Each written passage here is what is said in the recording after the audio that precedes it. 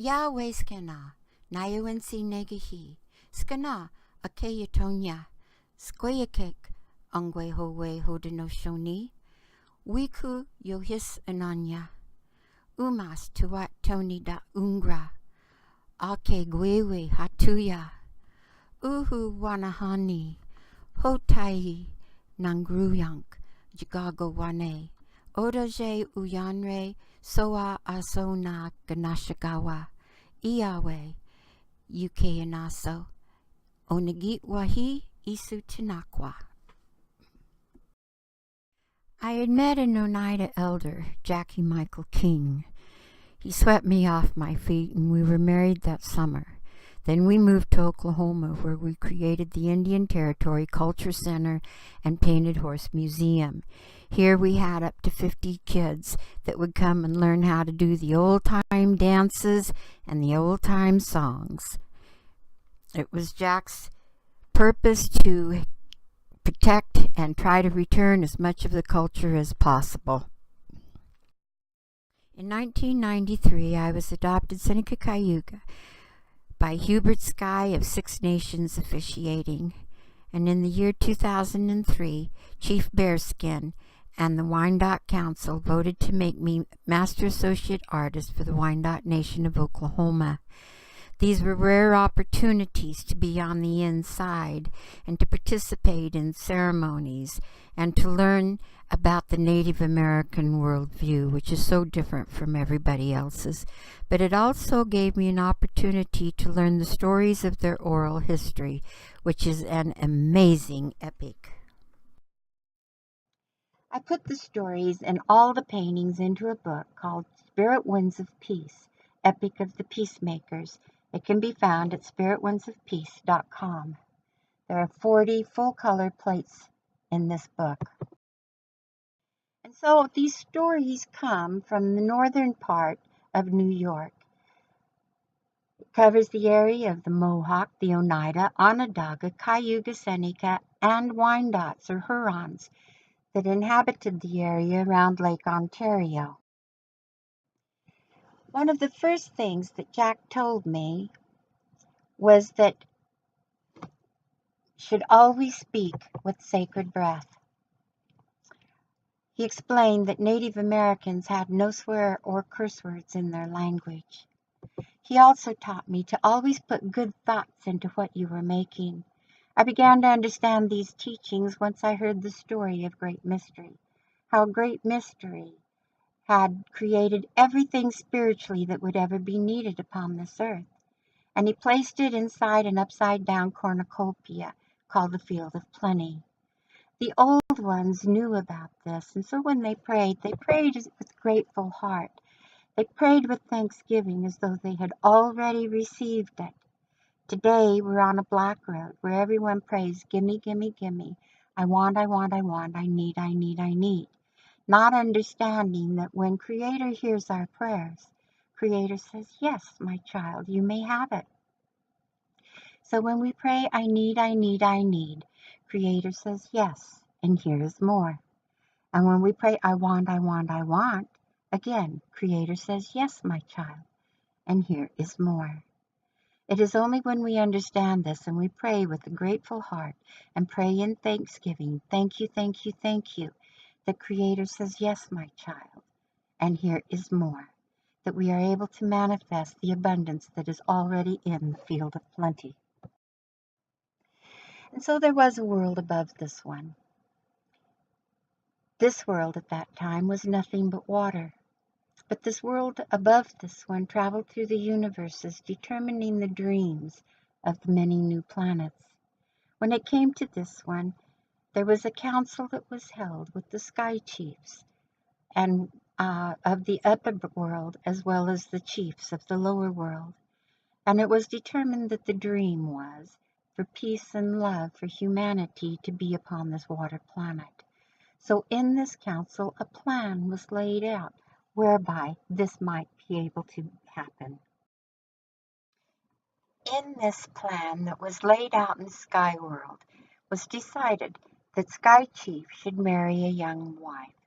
However, she became pregnant from his breath, which he didn't understand. and so his jealousy drove him crazy until he threw the beautiful young woman out of Skyworld.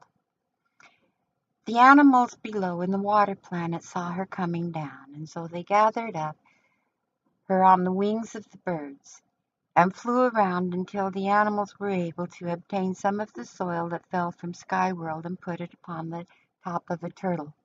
Here the earth began to grow as she walked around on the back of the turtle, until finally she threw the soil to the 4 directions, and the earth sprung up beyond what she could see.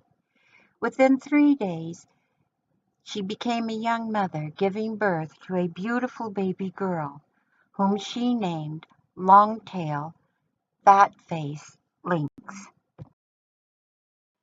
So we shall call her Lynx. Lynx was Sky Person, and she grew very quickly. Before long she was a young woman, so beautiful and lithe as she ran with the wolves, swam with the fishes, and sang with the birds. An elder of this water world, North Wind, saw the beautiful young woman and fell in love with her. And so North Wind and Lynx gave birth to 4 children, 2 sets of twins, 1 male, 1 female. These children are known as the unee, or real people, for they are the first of both earth and sky. Lynx died in childbirth, and she became the earth, a living entity in her own right, so that she might remain with her children to provide nurturing. The girls were named Blue Lynx and Sweet Blossom, the boys Sapling and Flint. Now, together, all 4 children set about finishing the creation of earth. The boys took the direction of the sky, east and west, as the sun traveled. The boys divided the day from noon to midnight, giving each equal halves of night and day. The girls split the sky north to south. The boys took what would become traditional men roles and created the items that would be needed for protection, for the forest, and for the hunting, while the girls took those things that would later become traditional women's roles and created things for growing and harvesting, as well as cooking the food and all food preparation, as it was a gift of the mother for nurturing and sustaining the people. Sweet Blossom might create a rose, while Blue Lynx would create the thorns on that rose. Sweet Blossom might create vines and bushes, things that they could weave from to create baskets and containers or mats. Blue Lynx might create thistles that could be used for medicines. Sweet Blossom created the beautiful melodious songs of the birds, while Blue Lynx created the screeches of the raptors. Sweet Blossom took the full moon, Blue Lynx the dark moon. Sweet Blossom took summer, Blue Lynx took winter.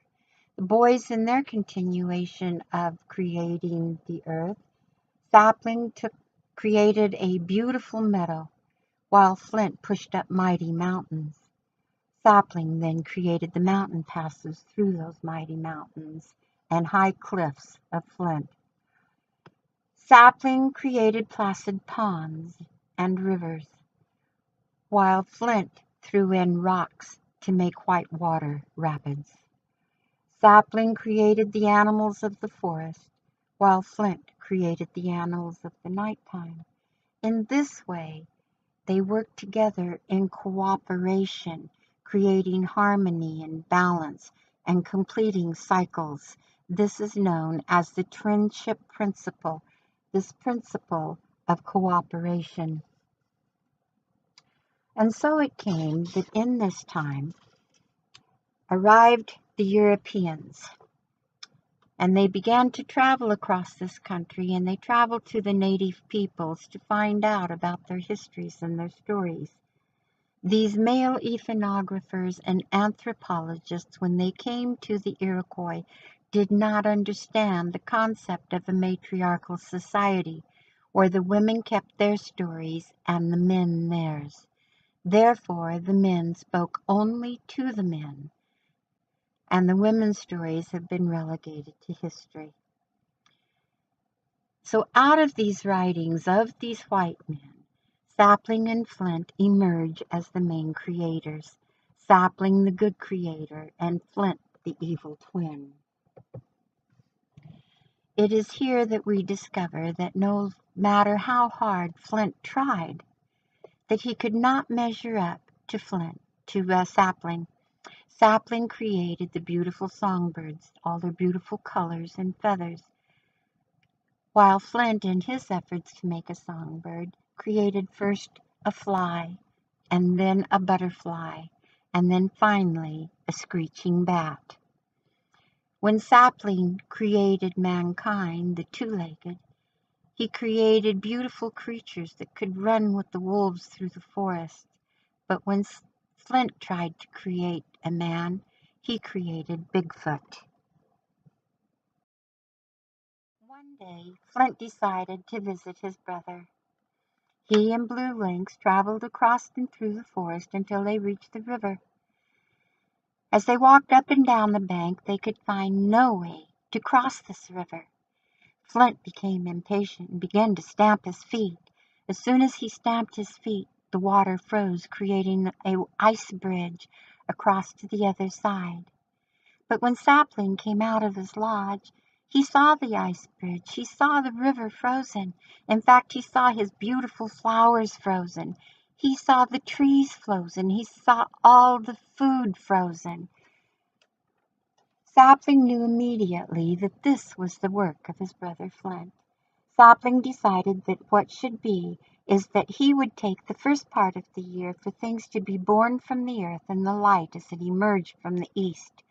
Sweet Blossom should take the fullness of the year with the south and the summer abundance.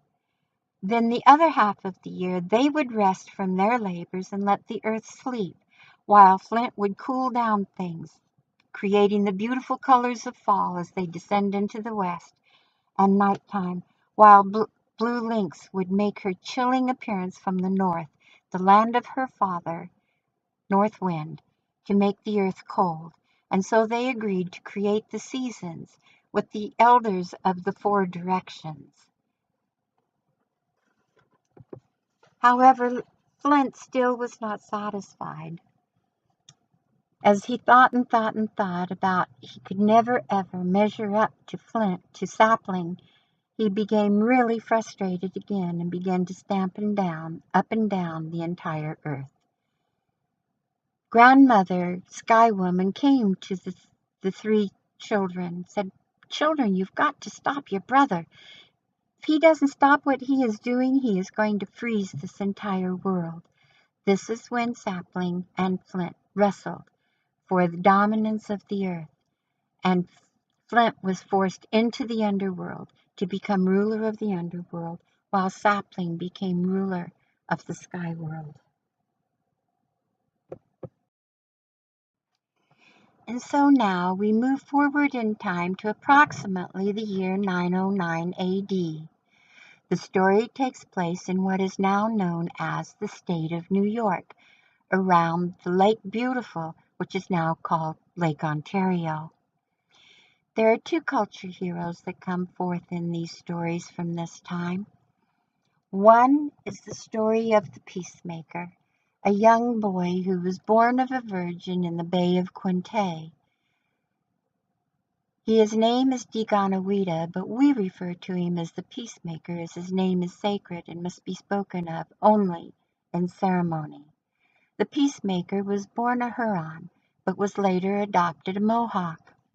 He felt that it was his duty and responsibility to bring forth peace to the four corners of the earth. The second culture hero was Hiawatha. Hiawatha became known the prophet of peace. He was an Onondaga and adopted by the Mohawk. There is a third person who is barely mentioned in these stories, except as the first person to join the Great Law. This person is a woman named Jaconsase, the Lynx. She also carried the title of the Great Peace Woman, for there were as many as 14 nations that recognized her as the last living descendant of Sky Woman. And they would come to her to have her settle their disputes. Warriors would come, filled with anger and hatred, and would leave her lodge like brothers, arm in arm, with great love for one another. Such was the love and the wisdom that this woman had. When the peacemaker first met her, he gave to her a new title of Mother of Nations. And her name Joconsase shifted in meaning to that of the new countenance, for it was her face that would reflect the new mind to the people. She was a Huron, born among the Onondaga, or the Cat people, and she would later be adopted Seneca. The three of them would travel across this area, teaching and sharing the good message for the good mind, teaching of peace and of love, until finally they had the Mohawk and the Oneida ready to join, and the Cayuga and Seneca ready to join. But in between them were the Onondaga. The Onondaga was ruled by a wicked sorcerer who was so evil that he had snakes in his hair and had 7 crooks in his spine. Was a terrible visage to behold, was frightening just to have your eyes look upon him. And he could make his enemies just disappear. So there could be no unity for these nations unless they could get the Tadadaho to join also. And so it was decided in council, with the great peace woman suggesting that the Tadadaho be given the greatest position in the great law, the position as head speaker. So Hiawatha was nominated to take this to Tadadaho and offer it to him. Hiawatha, when finding the Tadadaho, told him that he should be offered the most important and prestigious position in the great law, that as head speaker for all nations, that what he said would be for all nations. And so the Tadadaho then told him that if he would come back in a year's time, that he would consider it, and he would give his answer then. So Hiawatha left. In the meantime, 4 nations had accepted the great law. These nations surrounded the Onondaga, and as the Tadadaho's warriors and hunters would go out, they would come near these other villages. But when they saw these villages, they saw only peace. They saw children laughing and becoming healthy. They saw the people no longer living in fear. And so they reported back to Tadadaho these stories. Tadadaho now was surprised. He said, "What? They no longer live in fear of me? They're no longer starving in their stockaded villages? I can't believe this. What sorcery is this? I can't have this happening." And so he decided that he would have to see these things on his own. So one morning he crept out, went to a nearby village, and hid among the bushes on a hillside where he could see down into the stockaded village. Now as the day wore on, he saw the children laughing and playing. He saw the women as they worked in the gardens and their orchards, and how they spontaneously burst into song. And he watched the warriors as they built the longhouses, and as some of the hunters came back carrying venison for the people. As he watched all of this transpire, something happened to the Tadadaho's heart. For never in his life had he known this kind of comradeship. Never had he had a friend. For his own warriors would kill him in an instant if given the opportunity. And so, as he watched throughout the day, seeing the great love that these people had for one another, he decided that whatever sorcery this was, he needed it, he wanted it, he would accept it. As evening fell upon the village, he retreated back to his own village, but now a changed man. For whatever this was, he now wanted it. And throughout the wind, you could hear him cry, "When will it come? When will it come?" And so the day arrived that the peacemaker and Hiawatha climbed into the small stone canoe to travel across Lake Onondaga to get the answer from Tadadaho. But as they went out upon the water, there were great clouds that began to gather, and the wind would blow. The waves were beginning to form high crests, but in the wind they could hear Tadadaho as he was crying, "Ai! When will it come? When will it come?"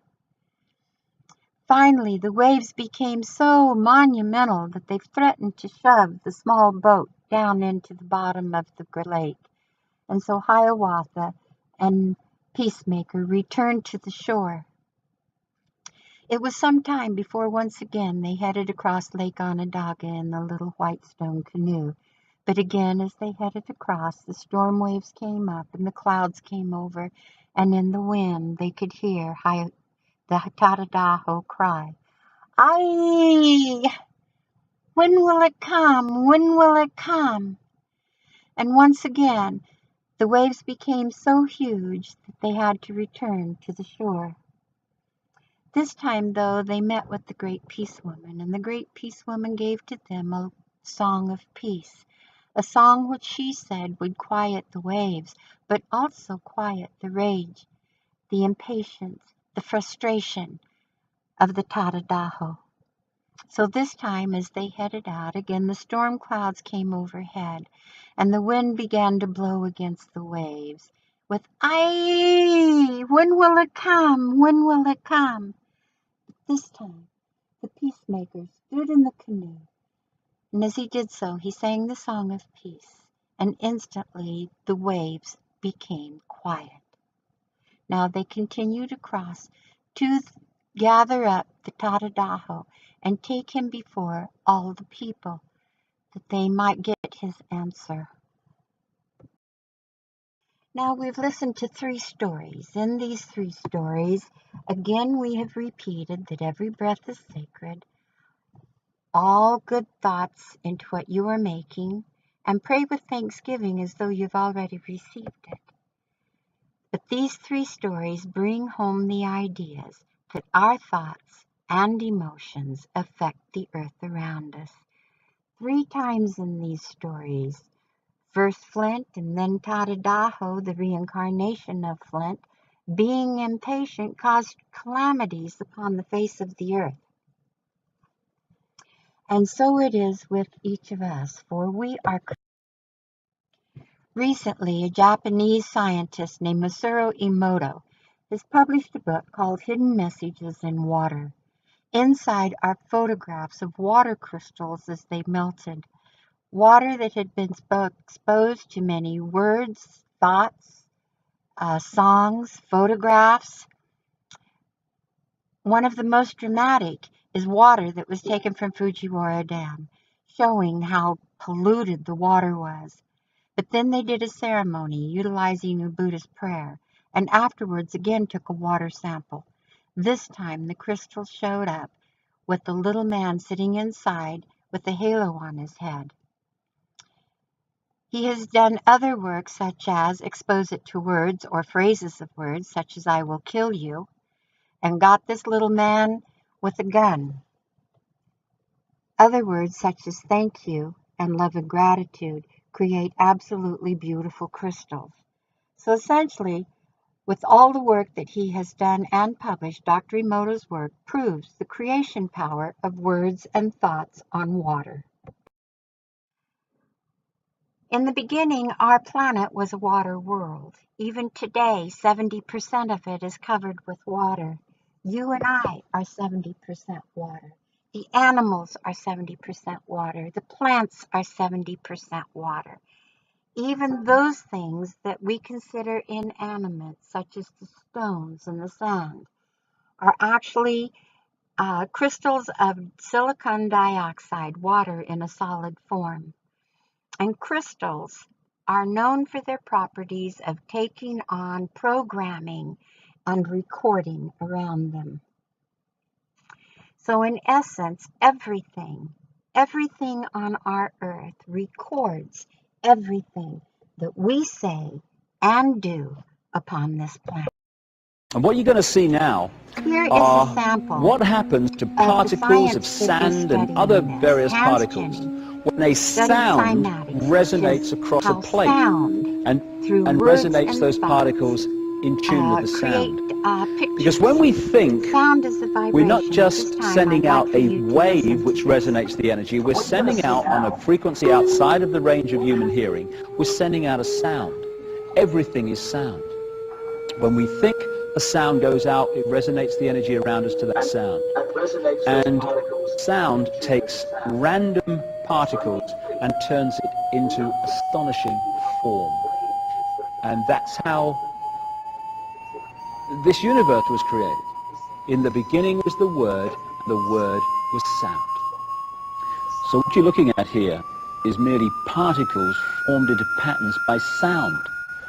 They were all over the place to start with, just in random positions on the plate. As soon as the sound appears, they form into these patterns because everything is sound. And it is sound that turns matter and energy into form. Patterns on wings of birds and insects are all the manifestation of the sound vibrations.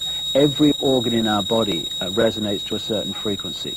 And when our thoughts and emotions and stress and the vibrations that causes de-harmonize the vibrational state of our various parts of our body, we become ill. We think ourselves into illness because we're affecting the vibrational state of the body. And so every time you think and feel, you're resonating a frequency which is making the energy around you resonate to the same frequency. What you give out is what you create.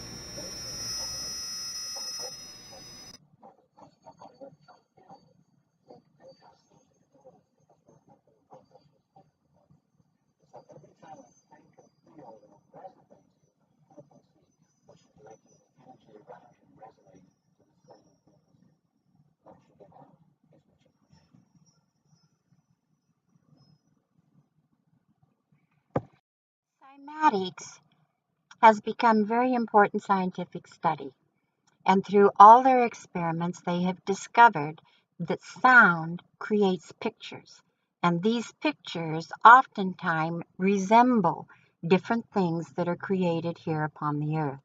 Here are some samples of different flowers and foods and the possible sound pictures.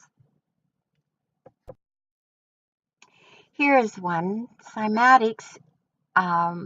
This is the resonating of a sound that creates the shape of a turtle in cymatics. And this is very interesting because I received a channeled message from Sky Woman, where she said that when the light ship first came over this planet, and it was nothing but water here, they used sound and they used light to draw the soil up out of the depths of the water. And when it first came up, it looked like the scales of a turtle, 13 scales of a turtle. Certain Mohawks who have studied it say that the North America is comprised of 13 seismic plates. Now this study also goes into another one called biogeometry. There is a wonderful piece by Robert Gilbert on the work of the Egyptian Dr. Karim, where they study energy vibrations on the earth and living organisms. Not only do sound waves create pictures, but sound waves affect absolutely everything that's on the earth. And out of this study, they have made studies on sacred space, which is where many of the old cathedrals, Egyptian temples, Mayan temples, and so forth were built and created. Also vibrational medicine, how correcting the vibration within your body can heal you and make you well. The construction with the earth ley lines in order to maximize the energy in the construction of buildings and so forth. They named for three energies of balance: wisdom, spirit, and creative force. You may have heard them also as the threefold flame. Also, the balancing of EMT waves, cell phone towers, and radio waves so that they don't harm other life forms around them. The most healing of the energies they have discovered so far is called BG3. Now, these energies have multiple ways of being discerned. Discerning these waves, besides instruments to measure them, is called dowsing. Dowsing, too, has become a very scientific art and form. These are some of the methods that we dowse. The forked stick is used for water dowsing, and a good dowser can tell you how deep a well is, what kind of water, how many gallons per minute, whether it is sweet water, geothermal water, or bitter water. Next to it is using two coat hangers in the form of L-rods. L-rods have a little bit different method to be used, often either opening as a yes or crossing as a yes. Healers such as Reiki healers, any type of laying on of hand healers, use hand dowsing to discern and channel energies for healing work. And then there is pendulum dowsing, where people can use different forms of charts to dowse individual answers in more complex ways than yes or no. The one we're going to look at in particular is this one, as it is probably the easiest in order to do dowsing on our ley lines. In 2004, I met David Yarrow, and I was invited out to Lake Onondaga. Lake Onondaga has a history of being leased by the state of New York from the Onondaga Indians, and in the time that it was leased, they filled it with mercury, killing the lake. So David had started a series of peace ceremonies, peace festivals, in order to do prayers around Lake Onondaga so that they could heal the lake and return it back to its pristine ways. And so it was for this purpose that David invited me out to New York, Lake Onondaga area in Syracuse, to tell the stories of the peacemaker. But what I learned from David was a huge education. I just left the reservation, and so many of the things that David knew was the first time I had heard about them. One of them was dowsing and ley lines. David had taken the time to dowse Lake Onondaga and record these dowsings so that he could map them out on these maps. Now you will notice on the right here, Lake Onondaga with a whole bunch of lines. David discovered that there was a line represented by the yellow one that connected Hiawatha Mound with Morning Star. These are areas that are at both ends of Lake Onondaga. This happens to be constructed by ancient ones to create a winter solstice. Around Lake Onondaga was also Vesica Pisces. Now, Vesica Pisces, when you get into sacred geometry, you understand that it is the sign of the mother. It is the shape of the womb in which all seeds and all life come forth. So here we have a Vesica Pisces in Lake Onondaga, the place where peace was made. Very interestingly, in the 1830s, this particular area also spawned huge religious spiritual revivals and the suffragette movement, as well as the North Star Trail. On the one end, there are 18 ley lines that converge. When ley lines converge in this way, they create what we call a vortex. So we have a very important vortex here as well, carrying the energies of the Vesica Pisces.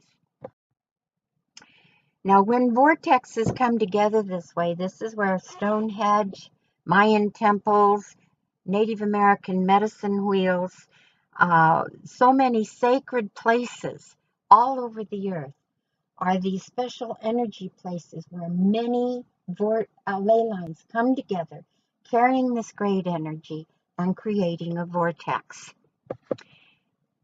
This one right here is the Bighorn Medicine Wheel in Montana, and it has 28 converging ley lines. It is one of the few medicine wheels left that are not interfered with through our present-day society and technologies. Now, when these are in perfect formation all over the earth, it would create the sacred geometry of the flower of life. The flower of life is the encodement of fire, earth, air, water, and ether. According to Native Americans, we have had 4 earths: the fire, the earth, the air, and the water, and we are going into the 5th world of the ether or spirit. Here we see the different symbols that are all part of the sacred geometry encoding that is within our earth. The Metatron cube includes all 5 of the elements and is considered the basic component of all life. This is how Creator took spiritual energy and put it into physical components. And so we have seen that the earth is supposed to have organization, that the ley lines are supposed to make the flower of life. Seattle paid dowsers $5,000 to create a map of their lines. This is what it looked like. Now I must ask you, do you see any organization, any rhyme or reason to these ley lines in Seattle? No, it looks more like the wind came along and knocked teepee poles helter-skelter. Looks more like 52 pickup sticks. So why is this? The natural world is filled with its own sounds and form that was created by Creator in its perfection. Our society comes along with our cities of concrete and asphalt, and all the noise from our cars and sirens and whatever else may be going on. These are all unnatural to the natural world. So when we use asphalt and concrete, we literally cover up the ability of our ley lines and our vortexes to be able to breathe. The noise, because noise has a vibration, alters the original structure of sound in these areas. We come in with these big earth-eating machines or with fracking, and deep into the earth we dig and destroy the vortexes and the ley lines so that they cease to exist. In some places, in sacred places, such as White Mountain with the Hopis, we bury our toxic waste, our poison, our nuclear, which now is available there to travel throughout all the grid systems of that vortex.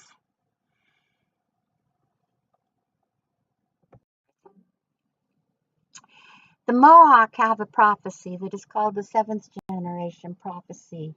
And in it, it says that the Angwehowe, the real people, would see a day when the trees would die from the tops down. This prophecy said that strange animals would be born deformed and without the proper limbs. Huge stone monsters would tear open the face of the earth.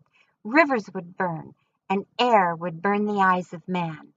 And according to this prophecy, the 7th generation would see a time when the birds would fall from the sky and the fish would die in the water, and man would grow ashamed of the way that he had treated his mother and provider the earth.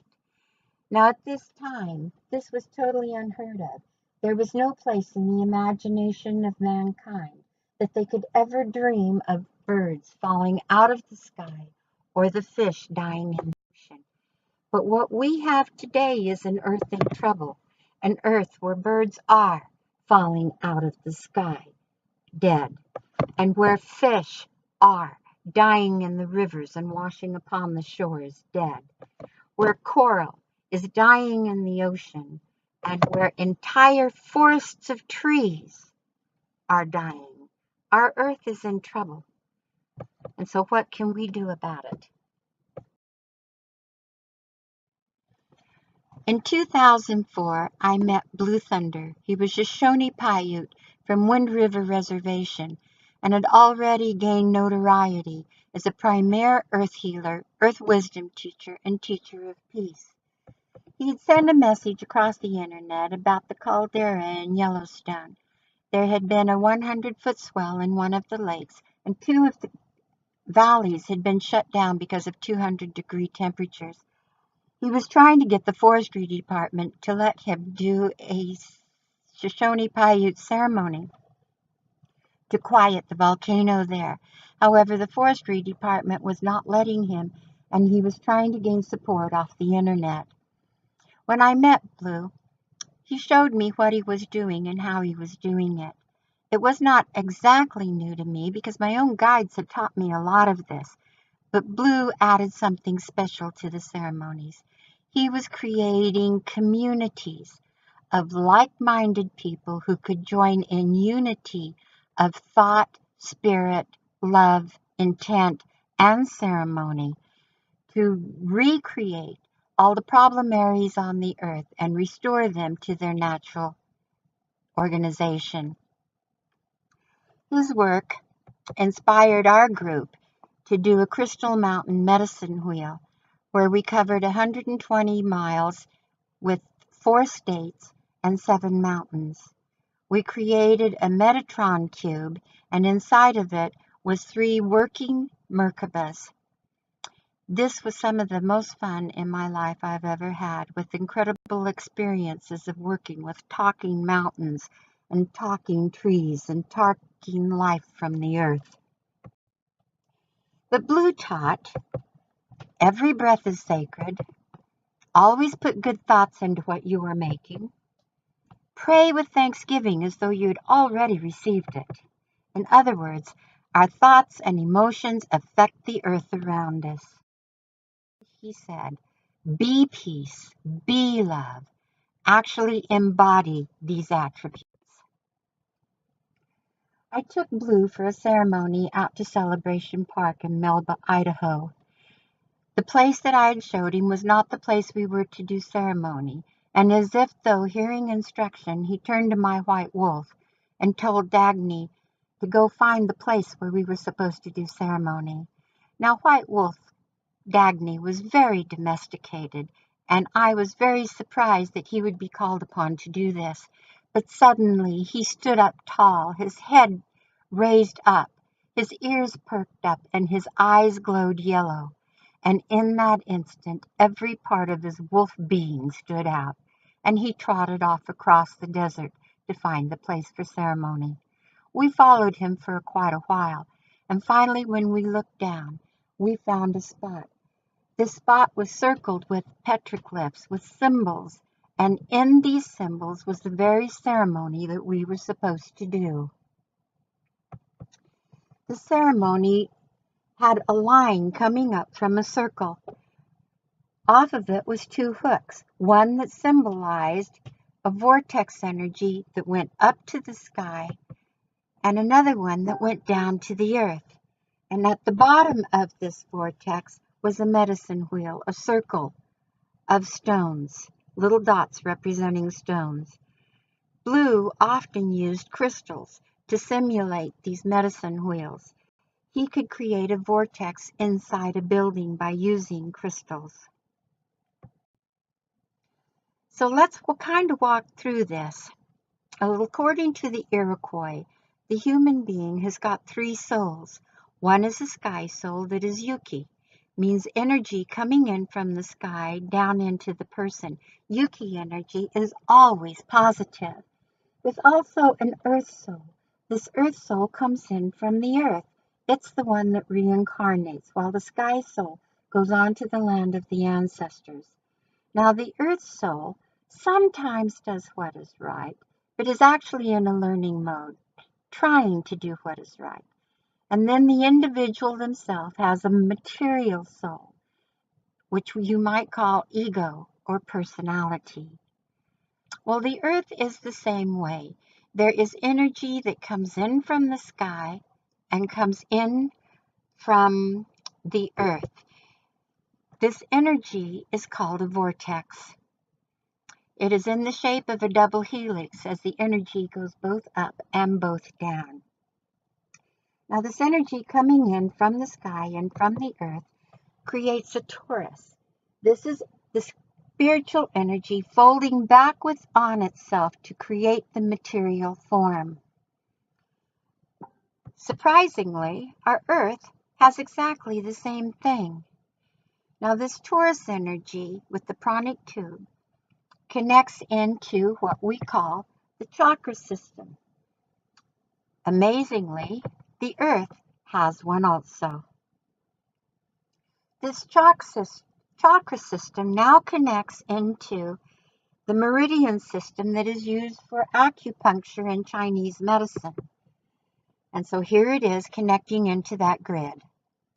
Our earth, too, has got a grid. This is called ley lines. It is the job of the ley lines to take life force to all the different parts of the earth. Everything on earth has this formation, not only humans and the earth itself, but the animals and the trees.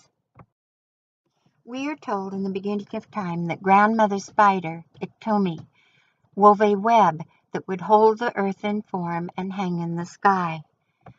This is represented with the petroglyph of the earth standing on 2 feet in balance in the center of the circle of life, flower of life, with the 4 directions. Here are all the vortexes, the energy system that helps to keep the earth alive. This is part of the earth's etheric grid system. Below us is the earth's magnetic ley line grid system. And between these 2 grid systems is the earth's creation or manifestation grid system. This is where mankind lives and breathes and works.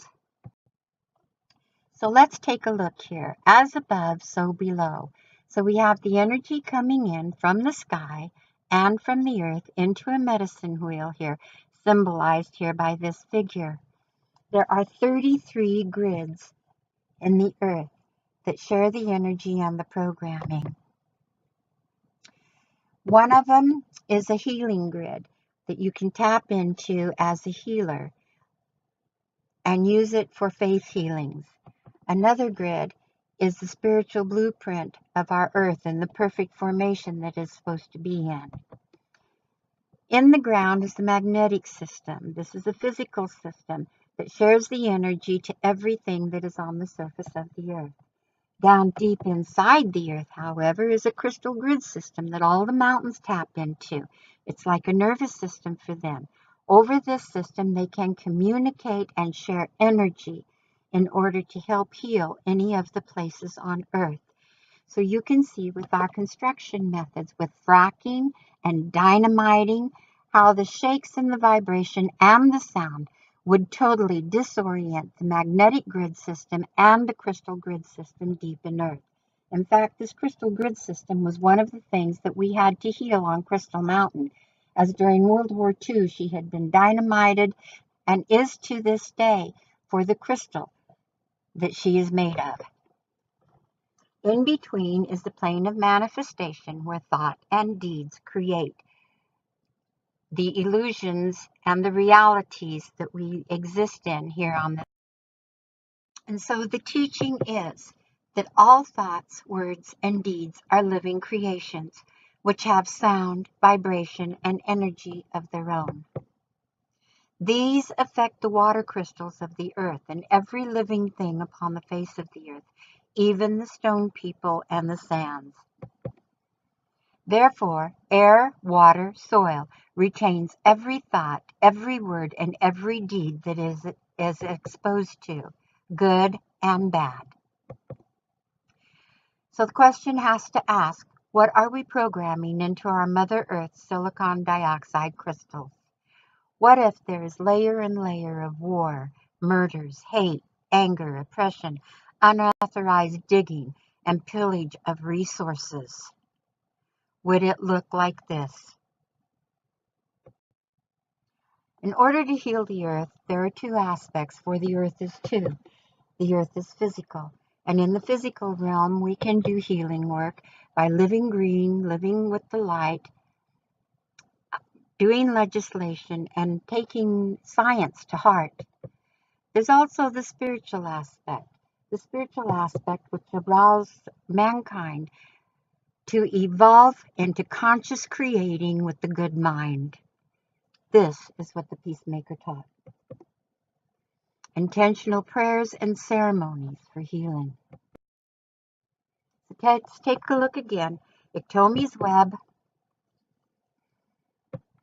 different grid systems, and now we come to ceremony.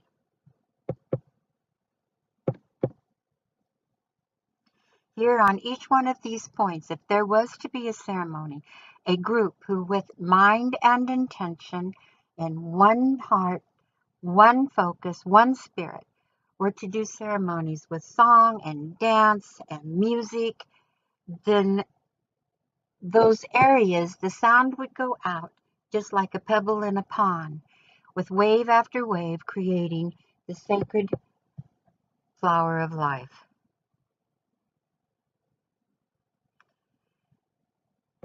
These are the ceremonies for the future in order to create a new earth that is in primordial perfection. So remember, every breath is sacred. There are no curse words. There are no words to condemn or to confuse the earth.